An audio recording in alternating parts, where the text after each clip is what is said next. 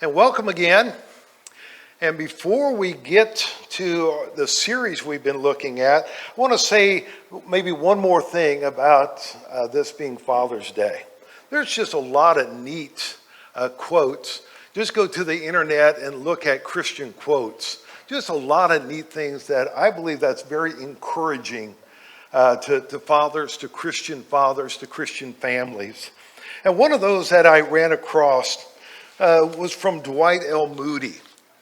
Dwight L. Moody was a preacher, and you might say a very popular preacher back in the 1800s, mainly in the Chicago area, and just a man of a lot of influence. And then his influence takes place, continued through his writings, but also through the Moody Bible Institute, a college where a lot of people go. That's where Billy Graham, different ones have gone. So a lot of influence, but here's one of the things that he said about fathers. A man ought to live so that everyone knows he is a Christian. And most of all, his family ought to know. And I like that. To just encourage that our influence, our sphere of influence is it starts here. Just kind of like when Jesus told the disciples to go out and take the good news and help others to become disciples, start in Jerusalem for them. Then you go Judea, Samaria, the uttermost parts. So we always have the greatest influence in our Jerusalem, right? And for us, for the most part in our family, is kind of our Jerusalem, where we have the greatest influence and the potential for influence at all. And I like that, making sure that we having Christ poured into our lives so that we can pour Christ into our family, but also that it just keeps going out from there as well. And I like that encouragement. This morning we are going to continue our series on staying positive and looking at enthusiasm. I want to look at another quote. It's from Gordon Parks. And so Gordon Parks is kind of famous, where he's from, grew up at Fort Scott. Here's one of the quotes from him. Enthusiasm is the electricity of life. Okay, I like that. Enthusiasm is the electricity of life. Have you ever noticed the power there is in enthusiasm? It's kind of like it's contagious. When you're around someone that is enthusiastic about something, and a lot of times it doesn't really matter what, it's just kind of that electricity or that kind of aspect of being infectious or contagious kind of takes place. It just kind of pours into other people's lives when we're around people that way. It is very easy to be lifted up by that type of encouragement when someone just has enthusiasm. A few years ago, a lady we got to know in Macon, Missouri, when I was preaching there at the Crossroads Christian Church, we got to know her kind of right off the bat. When I first went to Macon, she was a member of the church. Leota Keith was her name. And she was a member of the church, and her husband had just passed away. And I got to know her, first of all, through that, but also they were waiting for her husband to be buried because they were opening up a new national cemetery, mainly for veterans at Jacksonville, Missouri. And so he was wanting to be the first one, okay? But he passed away too soon, okay? And so they were waiting. He got to be the third person that was buried in that whole big cemetery, beautiful national cemetery there, a brand new one. And so I got to know her through that, and she was a member of the church, and she was a retired school teacher, and just a lot of neat things about her. But she was one of the people, anytime I saw her, she always had a smile on her face. And it wasn't just a smile, it was a smile that came through her eyes and everything. It's just one of those kind of radiant smiles that was there. And it was just kind of neat to be around Leota. And she was also a neighbor to us. She lived 2 blocks down from us. And so from time to time, we saw her in the neighborhood as well. And I'd been there a while, and Leota gave me a phone call. And she said, "Norm, are you busy? And you always, okay, what do you say when you're busy? Okay, somebody, you're always doing something. I go, well, I'm not too busy. And she said, I have been baking bread, okay? And I have made quite a few, she called John Wayne dinner rolls. And I have some for you. Could you come by?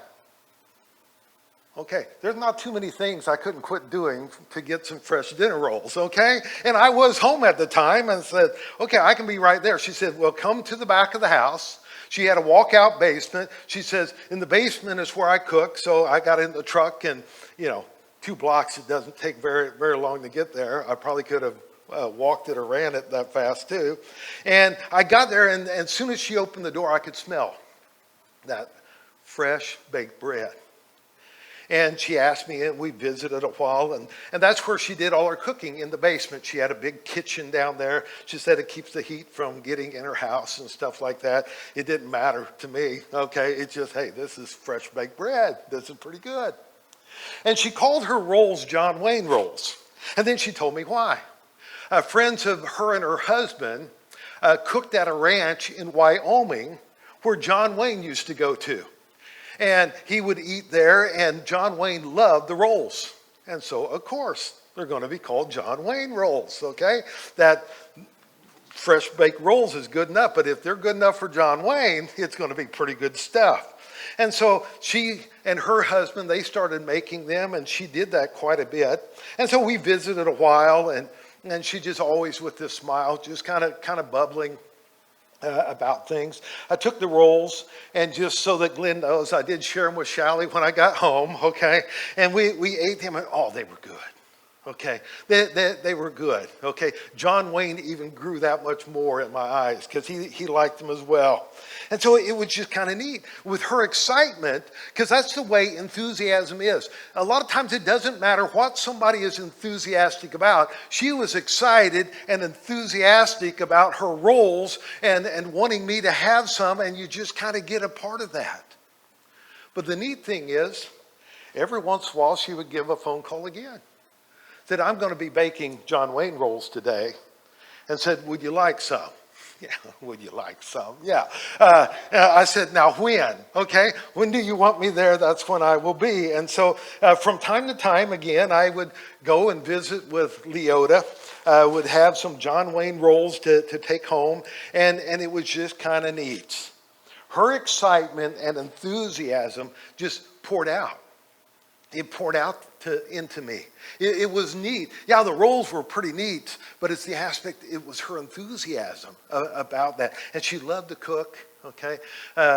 Just loved that. She loved people, and it was just so neat. It is easy to connect with people when they have enthusiasm, right? It is just so easy. It is so easy to stay positive when you are around positive people. It just kind of flows within our life. It's kind of like a joyous fire that comes and becomes a part of our lives. And so it's so easy to meet someone with the aspect when there's enthusiasm within their life. So here's the thought. Enthusiasm not only helps us to stay positive, it also helps others to stay positive.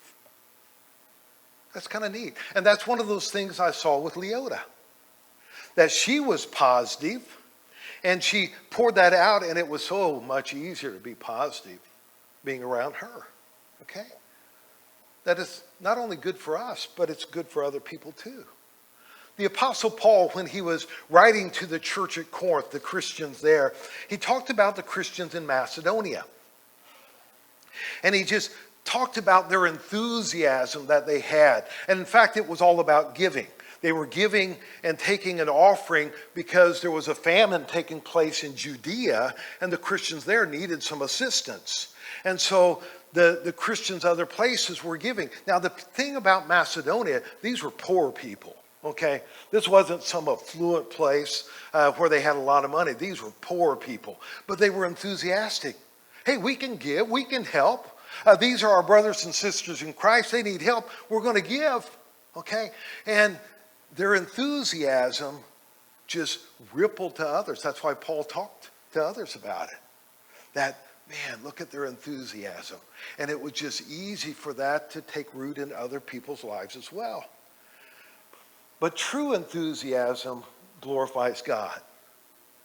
And it also motivates others.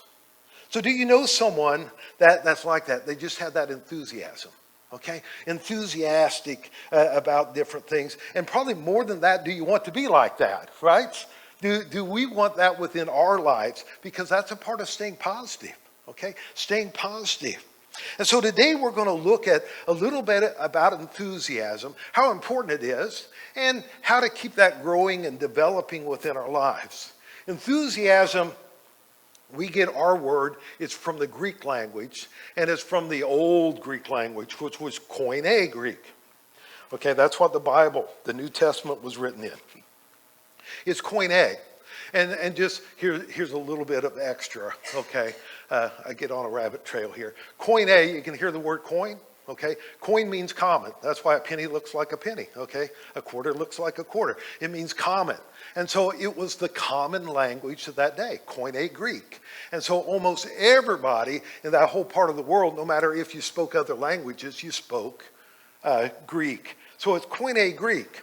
And a lot of the Greek language is compound words, okay? You take the two words, and a lot of times the two words just help you to see what's being talked about. So enthusiasm in English is entheos in the Greek.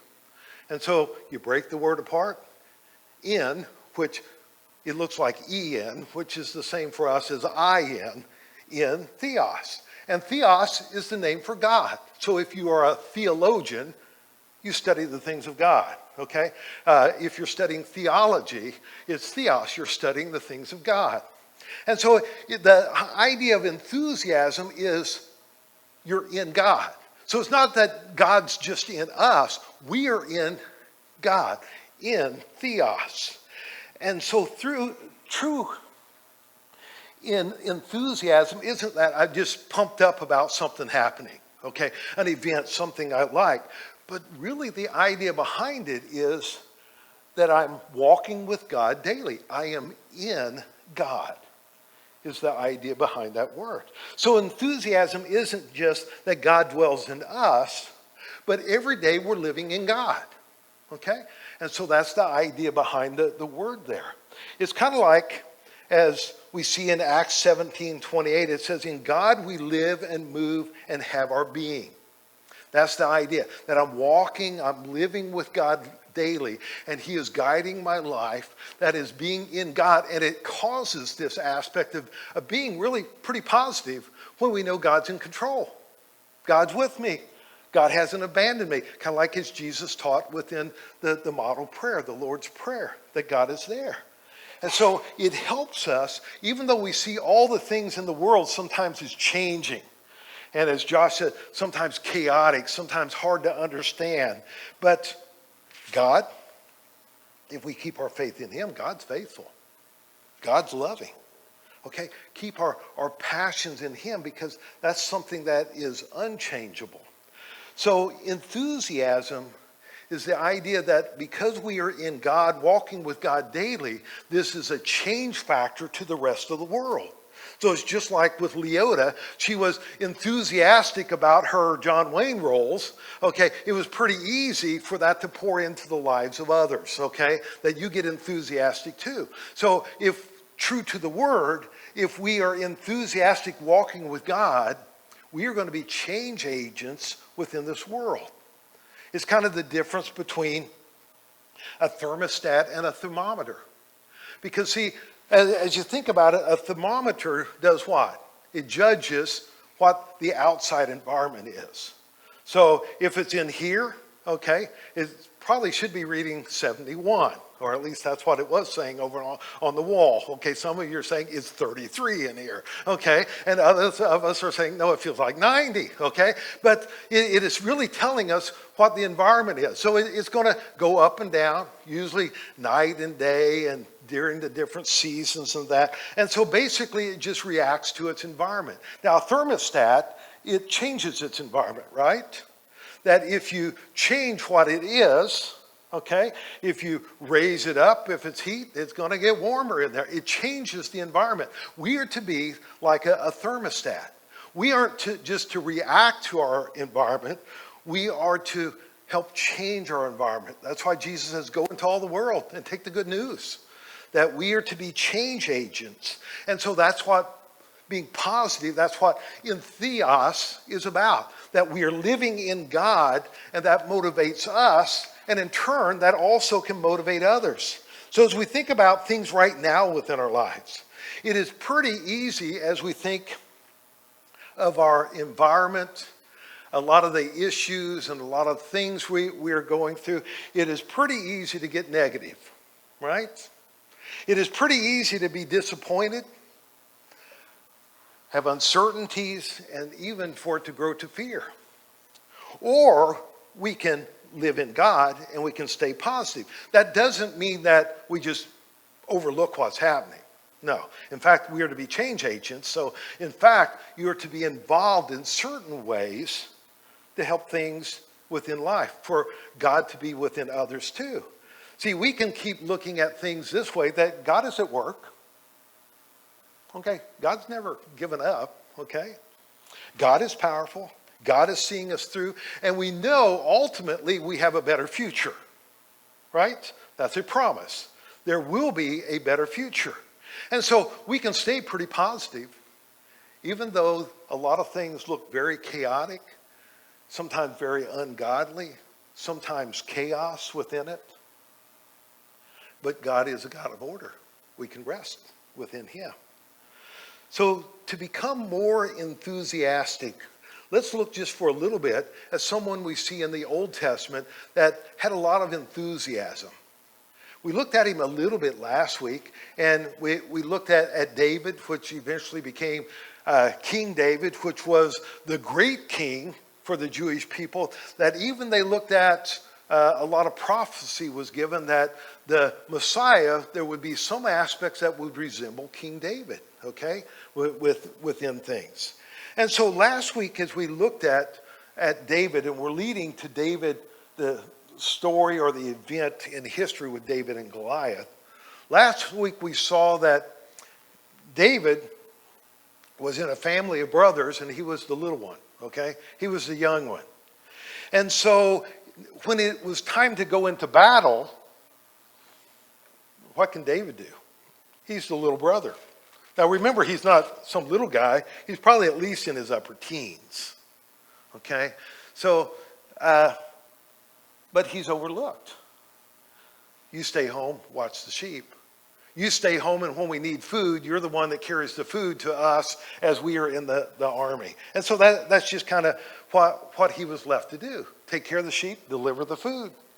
And so as we read about, he delivered the food, and it was during the time when the Philistines and the Israelites, they had a standoff.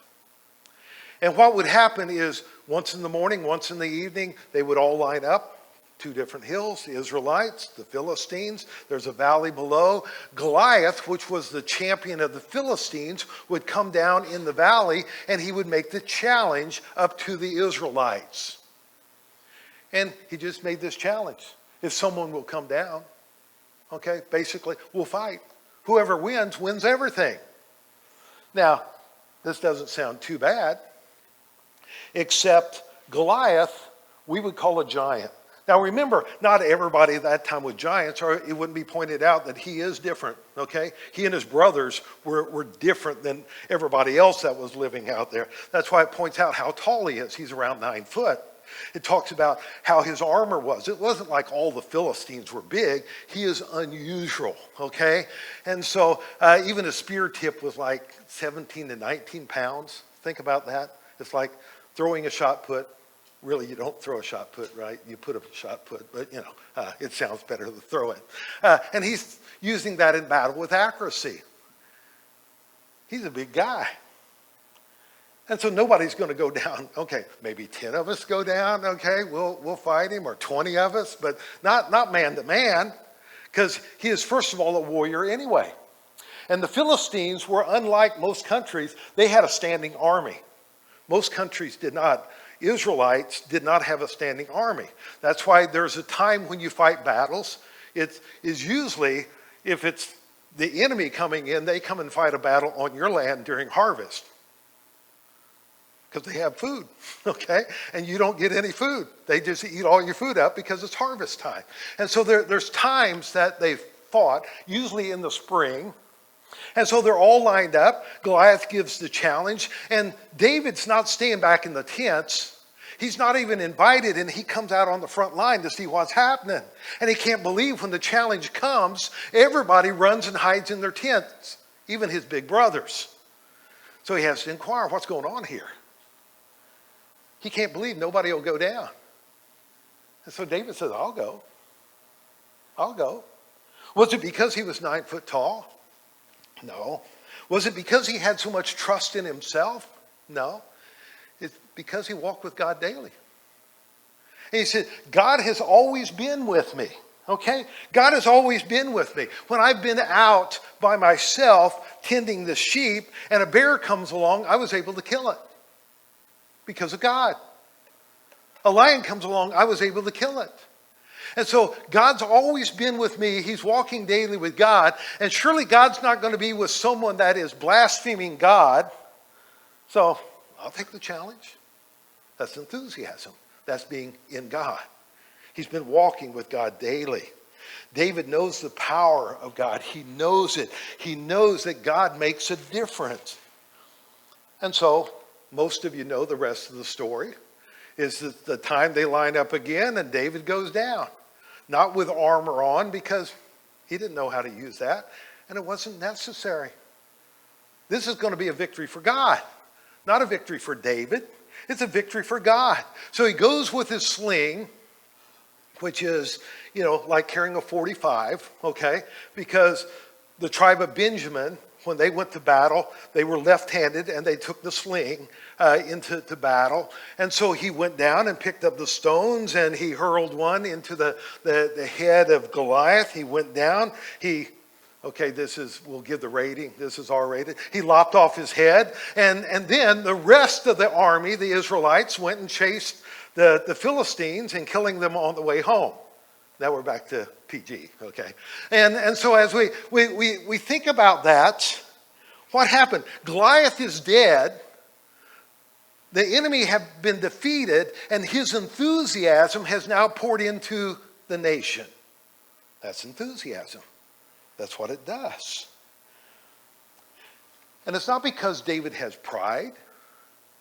It's because he walks with God. He knows that God is with him.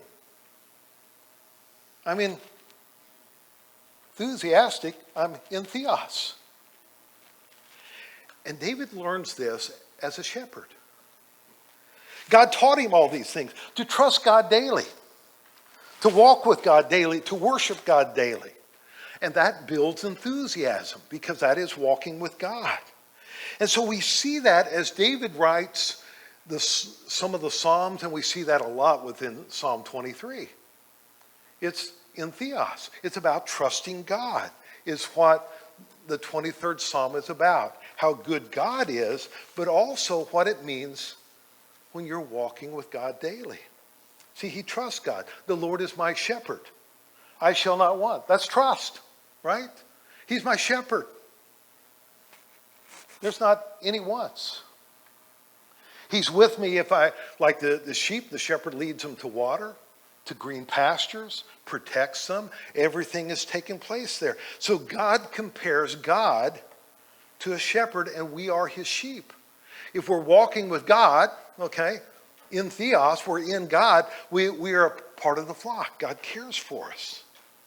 And when you think about the shepherd really didn't get out in front of the sheep and lead them. The sheep walked with him. Okay, that's the way it took place. He didn't drive the sheep. Okay, my granddad had sheep, and I tried that from time to time. A lot of us cousins, when we were doing things we weren't supposed to, and they got out. Okay, we would try driving them back in. That didn't work too well. But fortunately, the barn was between the house, and Granddad couldn't see it. Okay, but we see it just don't work that way. You're a monk. It's not like a cowboy on a horse that you're up over everything, okay? You're walking among them. A shepherd is among the sheep. He sees the sheep. He hears the sheep. And they get where they trust his voice. Why wouldn't you? He takes me when I need a drink to water. When we've eaten all this grass, he takes me to a new place. When the predators come in, he protects us. If we're sick, he takes care of us. And that's the picture that David talks about his relationship with God. And the way our relationship should be, that God is with him always. God helped him always. God delivered him always. And so he trusted God completely because God's the good shepherd. Also, David learned that you not only trust God, but you walk with God. He leads me beside the still waters. Even if I go through the valley of the shadow of death, God is with me. God walked with David, and David walked with God. That's pretty important. And within that we see we need to follow God and not ask God to follow us. Okay? Did you hear that? Norm needs to remember that, okay? We don't need to ask God to follow us, okay? We need to follow God. Do you ever do that? I do. That I decide what's going to happen and, hey, God, be with me as I do this. Instead of praying to God and asking God what his will is, what God is doing, and then I walk with God going through it. That we need to stop, we need to pray, and then we need to walk. Instead of so often I'm walking and, okay, now God bailed me out, okay? That it don't seem to be right. God, aren't you with me? And I start wondering, is God with me? Why didn't I just look to what God wants to start with? He's my shepherd, right? We need to follow. We need to follow that God is always there. If we wander away, God's still there. We can come back. If we're going through difficult times or times of pain, God is still there. So walk with him. And also, we see besides trust, and as he walks, see, God is the good shepherd who is willing to leave some of the sheep behind in safety in order to come and rescue us. Didn't Jesus teach that? He'll leave the 99 in safety to come and find us when we need help. So he's not just about the flock. He's about the flock, but also individual sheep there too. God's light always shines. If it's when we've wandered away or if we are going through a dark time, he is still there. And so walking with God daily is we need to stop and see God, making sure we are about what he wants, that we are in Theos, we are in God, we are walking with him. So trust, walk, and David also learned to worship God daily. Okay? Worship God daily. He also wrote in 23rd Psalm, you prepare a table before me in the presence of my enemies. You anoint my head with oil. My cup overflows. Surely your goodness and love will follow me all the days of my life, and I will dwell in the house of the Lord forever. See, a lot of times we think worship is just about bringing things to God. I'm going to make a sacrifice. I'm doing this for God. And that is a part of worship. But also, worship is coming into the presence of God. And I've told you this before. For a lot of years, like some of the daily devotion books, I would look at them, I go, I'm not going to learn anything from this, okay? And so I just didn't use those daily devotion books at all. And then I started, okay, here's one from an author I really like, so I started doing that. And God started changing my thinking. So Norm, the reason you go to Scripture is because you're always trying to learn something or you're trying to get ready to teach somebody something. Why don't you just come into my presence, okay? Just come into my presence. And a lot of times that's what those daily devotions do. I just get to go into the presence of God as I start my day out. Because that's where I need to be. I don't always have to learn something new. I don't always have to be preparing to teach somebody else because I need to be walking with God. That's really what it's about. That we need to spend time in God's Word, and we will see his power. You know, worshiping God, he is filling us with his Spirit. So as David said, we will come and we will feast at his table. We will receive his goodness. We will receive his mercy. And we need to see that we need to be in his presence daily. And as David says here, forever and ever, right? Forever. David worshiped God also with abandon. He worshiped God with passion. You remember where it teaches us in 2 Samuel? David's now the king. They have conquered Jerusalem, and now Jerusalem is their capital.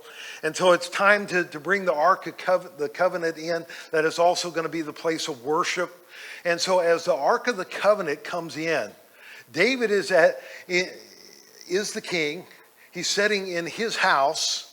And when he sees that the Ark of the Covenant is coming in, he runs out in the streets and he doesn't put on his overcoat. Okay, a lot of times people said he goes out dancing in his underwear. That's not really quite the way it was. He had his undergarment on, which is a full robe. He didn't have his outer garment on. So he goes out and he's dancing. He is happy. He is singing. This enthusiasm is flowing because he just has abandonment within his worship. It didn't matter if he's worshiping by himself and he's with a flock of sheep, or if he's in the middle of the capital, that I am going to worship God. Now, remember, his wife didn't like it. You're not acting like a king. But I think God kind of liked it, okay? Because God struck her barren, okay, that she wouldn't have kids because of all this aspect. But as we look at that he had this just great worship towards God. That it's about God. It's not about what people think. It's not what people see, but it's about worshiping God. See, David didn't take Goliath with his own strength. He trusted in the power of God, right? He trusted in the power of God. He was enthusiastic because he was used to living with God. He trusted God. He walked with God. He worshiped God. So for us, think about it this way. Where do you need to trust God more? Where do you need to? That we need to tell ourselves, the Lord is my shepherd. I shall not want. So are we trusting him? God is there to meet us, but also to lead us, to be with us. How can you worship God more with kind of less abandonment, just to abandon ourselves? It doesn't mean that every time you worship, you got to dance and you got to sway to the music. That's all right. But that doesn't mean you have to. But it means when we come into our presence, we are ready. We're ready to be fed. We're ready for him to anoint us, to fill us to overflowing, to restore us, is what we need within our lives. How important that is. So wherever we are, because enthusiasm, it means in God. Are we walking with God daily? Are we trusting God daily? Are we worshiping God daily? Because when we do, it helps us stay positive, but also it bleeds into other people's lives too. To help them to be positive, to help them to walk daily with God as well. So as our worship team comes up this morning, see, enthusiasm isn't created in us. It is understanding we are created in God, okay? So God doesn't just put the whammy on us and it's created within us. No, we are created to be in God, to truly love him and to follow him. And so to have that enthusiasm within our lives, we need to trust God daily. Walk with God daily and worship God daily. And then we can have responses like we see there with David, that why wouldn't God be with me? I'm walking with him and he's always been there. And may we be there for him. Let's stand together as we sing.